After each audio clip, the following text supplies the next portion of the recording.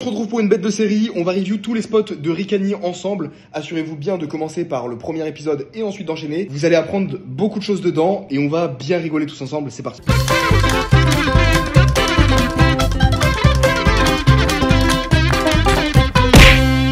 Tu es à une vidéo de changer ta vie. Non les mecs, on se retrouve pour un banger. L'idée c'est très simple, on va faire une série de vidéos où on va review toutes les mains et tous les vlogs de Ricani. Ça va être incroyable, vous allez avoir énormément de value dedans. Ce que je vous invite à faire, c'est que si là actuellement vous êtes sur l'épisode 4 de la série, eh bien allez regarder l'épisode 1 et assurez-vous de tout suivre de A à Z parce que il va y avoir de l'évolution, de la compréhension. Ça va être bon délire. On va se mettre en live avec la All-in Team et on va simplement review les vlogs. Voilà. Objectif numéro 1, se foutre de la gueule de Ricani. Objectif numéro 2, voir ses axes de progression. Objectif numéro 3, se foutre de la gueule des plaies de Ricani. Objectif numéro 4, se foutre de la gueule de Ricani. On est parti, let's go. Dans l'ensemble, donc j'ai valet 10 off au bouton, cutoff décide de limp, je décide de call au vu de la position. Cutoff limp, il est au bouton avec valet 10 off et il prend l'option du limp.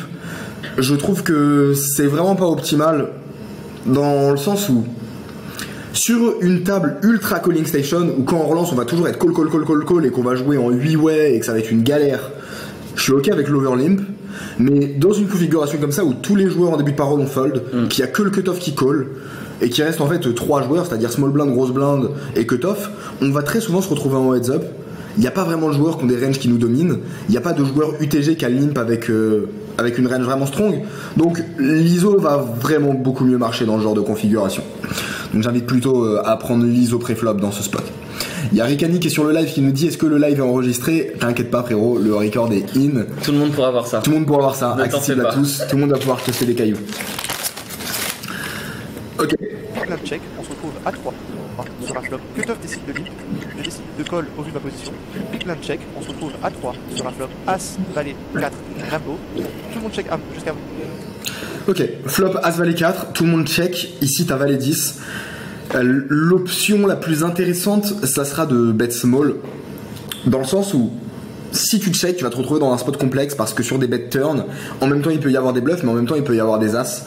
Donc le bet de toi-même en fait va mieux marcher parce que tu vas deny de l'équité à des bluffs, tu vas value des petites paires et ça te permettra d'avoir un contrôle du pot, de check back la turn, de réaliser ton équité. Moi ici j'ai pris la décision de check pour pas me value cut contre les assists. Parce que du coup tu dis... Ouais, parce qu'en gros tu dis de ne pas de value cut contre les As-X, mais en soi étant donné qu'on est dans un pot limpé, ils vont très souvent reprendre l'initiative avec des As-X, et donc finalement ici tu as pas trop de value cut si tu mises quelque chose comme 3 à 4 $, tu vois, et pour autant on va value les valets inférieurs et les PP. Et en fait la question qu'il faut se poser ici c'est dans quelle line qu'on perd le plus d'argent contre les As-X. Parce qu'en soi si tu check et que tu prends un petit bet à la turn, tu vas être obligé de call. Et ce qu'on doit se poser comme question, c'est vraiment ça. C'est avec quelle line qu'on perd le moins contre les As-X. Et en soi, tu perds moins contre les As-X en bet en flop parce que tu bet flop, check et ensuite tu give up. Alors que quand tu check, tu vas prendre des gros bet turn, tu vas être obligé de call parce qu'il pourra toujours y avoir des bluffs. C'est ça. Tu vas te mettre dans un spot un peu plus complexe. Et puis en réalité, comme Hugo a dit, les As-X lead souvent, donc tu vas avoir un bet assez profitable au flop. Donc on va privilégier l'option bet. Les vilains auraient pu checker. Turn est un 6, il ne change absolument rien. Tout le monde check jusqu'à moi. J'ai décidé de bet mi-pot sur Ok, good au niveau du bet. 5 pour value ma paire de valets. Et tout le monde a foldé. Ok. Ça marche pour ça. Bon, pour chaque main, ce qu'on va faire, c'est que on va les mettre dans un ocean. On va les mettre dans un ocean. Donc on va juste dire la catégorie de spot. Est-ce que c'est un spot de value ou défense? Donc là on est sur un spot de value. C'est pré-flop, c'est un miss ISO. Et flop, bet est quand même beaucoup mieux. Et au niveau de la main qu'on avait, du coup on avait une... c'était une low pair quoi. Ouais. Il n'y a pas des petits as qui peuvent call au flop en trap. Si, ça peut arriver. Complètement. Mais c'est pour ça qu'on va souvent check à la turn. Ou alors rebet small et check back river, ouais, exactement. Mais c'est pas très grave parce que ils sont quand même la qualité de la main, on la note combien sur le 10 la main? Il y a eu une erreur pré-flop et une erreur au flop. Personnellement, j'aurais mis une note de 3 sur 10. J'aurais dit 4. 4, ok, go 4.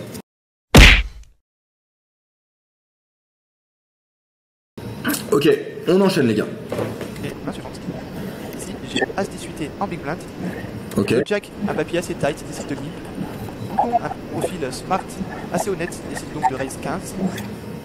Ok, bouton raise 15, très bien. Quand on est sur J'ai la. pris la décision de call à... Oui, Ok. on est sur de la 1-3, raise 15. 5 blindes.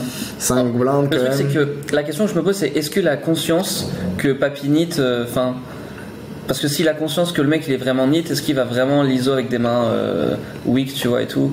Je pense que surtout, faut réfléchir en termes d'image, de la pression qu'on pourrait potentiellement lui mettre. Call, Je préfère encore raise. ouais, mais call en soi, c'est difficile de le dire que call est vraiment Ouais, un blunder. une lourde erreur. En soi, c'est une option qui peut être correcte. Donc, ok. avec mon As 18 pour potentiellement toucher 9 au flop. Le jack décide de fold. Je me retrouve donc en heads up sur un flop valet 7, valet avec mon flush draw. Je check pour aller réaliser mon liquidé. Vilain bet 10. Ok. C'est intéressant parce que en soi, quand le mec il bet 10, qu'il a ISO 5x pré-flop, il va pas avoir. Il peut quand même avoir des mains weak, mais J'ai l'impression il qu'il- peut avoir de la showdown supérieure quand même. En fait, j'ai l'impression que sa range qui bet 10 dans un pot qui fait 40, c'est quand même des mains qui nous crush, quoi. Genre, ça va être des as dame, as Je 3. trouve qu'il y a beaucoup de mains naturellement qui nous crush. Et ce que je me dis, c'est qu'en même temps, Après, je le vois avec peu de valets quand même, quoi. Enfin, je le vois avec assez peu de valets sur ce J'ai size. l'impression que c'est une très bonne line à prendre en raise ici, quoi.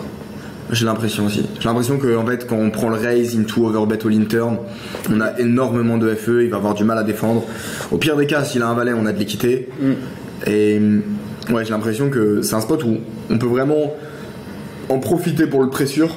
Parce que juste au niveau de la line et au niveau des sizes, il y a des valets X qui font sens, mais assez peu en fait au vu des proportions de sa range. Ça va quand même très souvent size up. 10 vraiment dans le 37, c'est.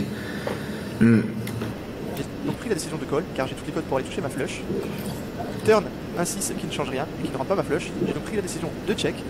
Vilain bet pas loin de pot, soit 45. J'ai donc pris la décision de fold. Car Ok. Et une petite couille avec les points Ouais. ici. On est passé de 50. C'est une grosse erreur pour le coup. C'est une grosse erreur parce que il peut avoir énormément de mains comme 8 et 9, 9 et 10, enfin Dame 9, enfin, les potentiels bluffs qu'il peut avoir dans ce spot, ils sont très hauts. Classique bet small pour un petit peu caper ta range et t'envoyer un parpaing à la turn. T'as énormément d'équité, donc en fait t'as des implies contre les valets. Parce que si tu touches un trèfle, tu peux prendre très cher à un valet. Et genre, je fais juste, t'as trop de showdown, tu vois. Genre, showdown plus flush draw dans un spot comme ça où t'as des implied et tout, genre, c'est vraiment infoldable. Infoldable. Je pense que tu te rends pas compte du nombre de fois où tu vas call, check, le mec va check back et tu vas avoir la meilleure main, tu vois. Ça va arriver beaucoup trop souvent.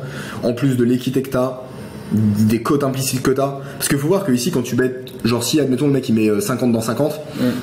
En plus, il met 47, c'est 45, c'est pas si cher que ça. Ouais, il fait 2 tiers. Mais, genre, même s'il met 50 dans 50, donc tu calls, mais tu vas risquer 50 pour aller sur un pot qui fait 150, mais où tu vas pouvoir miser 150 si tu touches et toucher des valets. Donc en soi, tu risques 50 pour récupérer un pot en fait, qui est Bien plus gros. beaucoup plus gros, parce que sur la river, tu vas pouvoir prendre de l'extra value. Et ça va faire en fait que tu vas avoir les codes quasi directs, plus tous ces bluffs, et tu vas avoir un call qui est hyper profitable. Donc ouais, ici, pour le coup, de check. Vilain bet pas loin de. c'est pas la première fois, Ricani, que je te vois overfold des spots comme ça, où t'as des bons flush draw. Donc fais vraiment attention à ça. Ok, au niveau de la note, là pour le coup, je dirais que... Oh, on perd quand même pas mal. Hein. Ouais, on perd combien?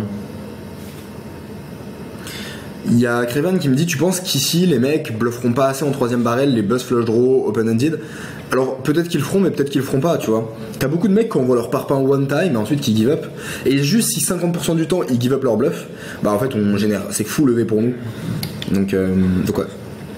Qualité, je dirais, pour le coup je serais dur là, je dirais 1 sur 10 ou 2 sur 10 parce que c'est un gros misplay. Donc ouais, note, en vrai 1 sur 10, genre tu drops vraiment beaucoup de V avec ce spot.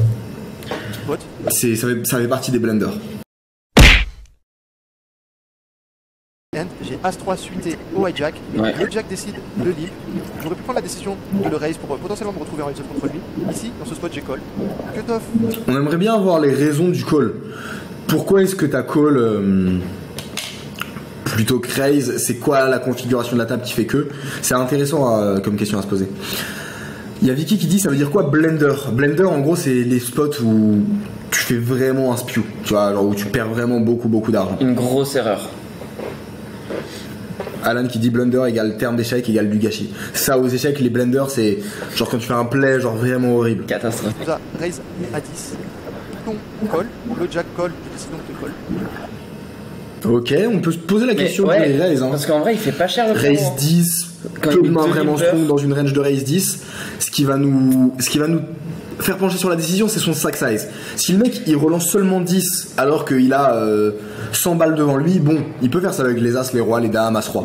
Mais si le mec il a genre 300-400 devant lui, il va jamais faire 10 weak. Et du coup, tu peux, avec des mains strong, je veux dire. Et donc, tu peux juste relancer genre 60, ça folle tout le temps et tu te régales. On arrive sur un flop As 3 7 avec un flush draw qui n'est pas le mien. Ici, tout le monde check jusqu'à moi. Je décide donc d'overbet 50 dans 4. J'aime bien, on max value les A6, Ouais. les flush draws. Je suis d'accord. Pour le coup, au flop, j'aime 40 pour target tous les A6 et tous les flush draws. Du fait qu'on soit en multi-way. Et malheureusement, tout le monde flop. Il a retourné un pas. Ouais, je crois. Quel marchand de tapis, lui. Ouais. J'aime bien la main. J'aime bien la main. Effectivement, pré-flop, on peut se poser la question, Ouais, suivant le profil, mais ouais pour moi, c'est même. Pré-flop, pour moi, c'est clear. Pour moi, c'est un misplay pré-flop. Quand même. ça dépend si le mec il a 100 balles, comme tu disais. Quoi. Ouais, mais c'est quand même assez rare. C'est rare. C'est rare. D'accord. Spot de value. C'est Alan qui dit pré-flop, tu proposes un ISO 60. Du coup, c'est pas un ISO, c'est un overlimp re-raise vs ISO. Mais ça fait call 3, 10, call. Ouais. Donc, tous les mecs qui ont call, ils ont des range weak qui vont toujours fold vs 70. Et le mec a relancé 10, il aurait relancé plus cher, a priori, c'est main forte. Donc, on peut vraiment relancer 70, 80. Et genre, on a 40, 50 balles free. Et c'est ces spots qui sont importants parce que vous les faites 3 fois, 4 fois dans la session. Bon, sur de la 1-3, on se rajoute 200 balles par soirée. C'est. Ah, ça fait Ça va, 75 blindes, c'est pas déconnant. C'est quoi ta règle de sizing pour assurer des folds et pas avoir des trains de call? Il n'y a pas de règle. Ouais. Pas de règle. Hein. C'est genre juste, je me dis ok, c'est avec quel sizing que je mets de la pression. Pas de règle. Est-ce que ça tu- dépend de la table. En des fait, c'est ça. profils, Si par exemple dans ce spot, bon, t'auras jamais 2 as, mais si par exemple dans ce spot t'as 2 as, est-ce que t'as réellement envie de faire 70, tu vois? J'ai pas l'impression. J'ai l'impression que t'as envie de mettre 40. Ouais, c'est ça. On se retrouve sur la dernière main de ma première session à Barcelone. Donc ici j'ai paire de 3 armes du blind, hijack un membre de la All-in Team, ici double 13. Ok. Hijack. On est où nous? Bébé. Donc ici j'ai paire de 3 armes du blind, hijack un membre de la All-in Team, ici double 13. Je décide donc de call pour potentiellement toucher mon brelan en flop. Sur le flop, il y a 3 Ouais, frère. Et le run qu'il a. Le, Oh, c'est le que ça. run qu'il a, putain. Oui, c'est que ça. 9 avec un flush draw. Donc c'est magnifique. Ici je fais brelan. Je décide de check pour laisser l'initiative du coup à hijack. Vilain bet 25. Donc il représente beaucoup de force. Ici j'ai donc pris la décision de le raise 75 pour target toutes ses pocket pairs et pourquoi pas c'est bredouille avec le flush draw. Ok. Il décide de call. On se retrouve sur un valet à la turn qui ne change rien au spot. Ici, j'ai fait un move assez particulier. J'ai décidé de reprendre l'initiative en Bah, t'as déjà l'initiative. Hein. faisant tapis. Je vais vous expliquer pourquoi. Parce que T'as pris combien? au milieu, j'avais déjà monté l'objectif. En fait, dans le coup, il y avait l'objectif de la journée pour aller sur le. Non, mais frère, mais c'est quoi ça? C'est un baiser, lui. C'est un Parce que Oh putain. au milieu, j'avais déjà monté l'objectif. En fait, dans le coup, il y avait l'objectif de la journée pour aller sur l'hôtel. Et en faisant ça, d'un côté, il savait que je pouvais représenter aussi un peu un arrachage, en sachant qu'il y avait la flush, etc. Donc ici, j'ai bet 220, en sachant que le vilain et la flush. Sécurisé pour le texte. Ouais, ça se tient, ça se tient le thinking. Et de la Corée. Non, en vrai, si on est sérieux 2 secondes. Ah, c'est quand même éclaté. Ouais, je préfère encore bet En fait, 60, 70 Je vois pas. pour assurer les calls. Et qui Ah, le pot fait. Tu as dit combien? 60, 70. Ah, moi j'aurais mis 120, 130. Je vois pas les mains en fait qui collent. Qui vont pas call 120, 130. C'est surtout des flush draws qu'on domine et on n'a pas envie de laisser trop Et ouais. de call good. Donc 130. Perso, j'aurais mis. Ouais, et tu te gardes sans derrière quoi. Ouais. Voilà, Et dans tous les cas, on jamais mis river. Ouais, dans tous les cas, je suis d'accord. Mais c'était juste moi, ouais, pour assurer un. Et en faisant ça, d'un côté, il savait que je pouvais représenter aussi un peu un arrachage, en sachant qu'il y avait la flush, etc. Donc ici, j'ai bet 220, en sachant que vilain, je le couvrais, il devait avoir à peu près 200 et quelques. Donc assez magnifique. Il a tanké pendant un moment, il m'a regardé, il m'a demandé si j'avais brelan, il finit par payer, c'est assez magnifique. La river est une dame de cœur qui ne change rien, je lui montre mon brelan 3, Il peut avoir. et il me montre paire basse. Donc voilà. Mais dans tous les cas, tu vois, ces mains-là, en fait, c'est pour ça que j'aime pas ton overbet, parce que paire d'as, dans tous les cas, tu bets 130, il reste 100 river, tu lui prends tout anyway. Et pour autant, tu te mets dans une situation où tu prends le risque de pas prendre le max à une main comme 7 et 8 de carreau par exemple, qui va just fall la turn parce que tu lui mets un size trop cher, alors que quand tu mets 130, il se dit bon, allez, vas-y, one time go call, tu vois. Et en fait, tu drops de lever par rapport à ça. Ou même t'es un As-Roi qui se dit one time call, enfin, il y a pas mal de mains qui vont plus call.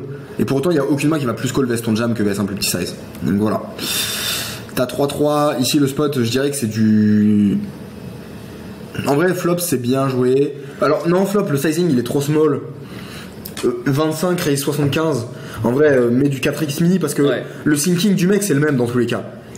S'il a overcard, il fold pas. S'il a As-Roi As-Dame, il fold pas. S'il a un flush draw, il fold pas. S'il a une paire, il fold pas. Et dans tous les cas, tu représentes la même chose. Il va pas se dire ouais il met 100, s'il avait mis 75 j'aurais un call, mais là 100 c'est trop. Je fold, ouais. Tu vois, il va avoir le même thinking dans tous les cas. Donc je préfère juste mettre 100 parce que genre enfin ça accomplit vraiment la même chose. As-Roi il fold pas. S'il a As-Roi au flop et qu'il a 75 à mettre, qu'il a 2 over plus showdown, il fold pas. En tout cas s'il fold c'est ouf. C'est ouf et du coup c'est information sur le profil quoi. Mais As-Roi dans ce spot il devrait pas fold. Quand Ricani c'est un flop 9-3-2 qui a pas de double paire dans sa range, qui a que quelques combos de brelan. Ouais. Tu vois, c'est pas comme si c'était un board de 8-7-6. Il y a très peu de combos en fait qui sont strong ici. On va avoir flop. trop de bluff en soi. Mais après si le mec fold pour le coup c'est relou. Si c'est un mec de la win team c'est un peu relou quoi. je serais un peu déçu. C'est une salope. Ça dépend ouais. En vrai ça dépend de qui on compte quitter et le thinking que t'as tu vois. Mais je pense que pour le coup si le mec colle les as dans ce spot c'est qu'il estime que Ricani il peut être chaud donc au vu de la dynamique et de l'image bah dans tous les cas après je suis d'accord hein, contre le pool mais non en fait je suis pas d'accord contre le pool parce qu'il peut toujours avoir des 9x. C'est intéressant, Alan il nous dit avec As-Roi il fold. Si tu réfléchis à la range il y a 6 combos de 3-3-2-2. C'est très peu. Il n'y a pas de combo de double paire. Et il y a pas mal de combos de 9x. Ouais. As-9, 10 et 9, 9 et 8. Tu vois, des mains comme ça qui vont taper le raise. Des fois, des mains comme 5, 5, 6, 6 qui sont juste un peu en panique qui vont taper le raise. Et en fait, toutes ces mains-là, tu peux leur mettre de la pression sur la turn. Il y a un valet qui rentre, le mec, tu le bêtes mi-pot, jam river. Bah, en vrai, tu vois, good luck pour se défendre avec son 9x. Et donc, tu te retrouves au final dans des scénarios où, pareil, sur tous les carreaux, dès que le mec check, boum, tu peux envoyer le bluff. Bon, tu vas pouvoir lui mettre de la pression sur trop de run-out et en plus quand ça tombe un as un roi bah t'es bien. Donc au final t'as et en même temps de la showdown et puis aussi des fois le mec il a 7 et 8 de trèfle gros. Il se dit vas-y one time je prends le bluff, j'ai pas envie de me faire marcher dessus, après give up. Mais c'est effectivement si on colle le As-Roi c'est pour le rebluff plus tard. C'est vraiment pas pour showdown. Selon run-out. Genre là par exemple il y a un 4 qui tombe, le mec il check, bon bah vas-y go checker, c'est qu'il a un bluff t'abandonne. Ouais. Mais il y a vraiment des spots où tu peux te retrouver à bluff 100%. Donc voilà pour ça. Les carreaux je bluffe 100%. VS bet small ou check. VS bet small ou check je bluffe 100%. Si bet 3 quarts sur le carreau c'est que le mec il est monstrueusement strong et je give up mais. Et j'ai réussi à mettre un bluff. Ça c'est important les gars, faut vraiment comprendre genre des fois c'est bien de faire des calls larges pour bluffer les bonnes cartes. C'est la futurisation ouais. Je mets une note de 3 sur 10 Ricani. Flop sizing value et turn sizing value.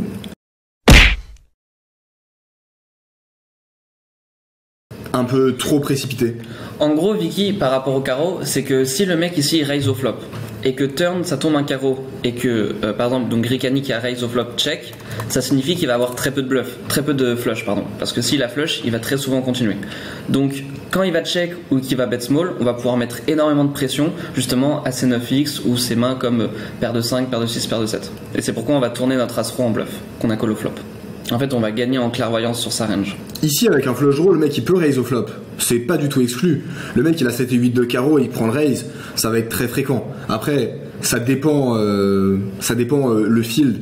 Typiquement le Vuitton lui il dit qu'il prend le raise, mais parce que c'est un field plus agressif. Au Mexique par exemple les mecs ils vont plus avoir tendance à prendre ces spots de raise, là où en France ou dans des pays européens ça joue un peu plus face up.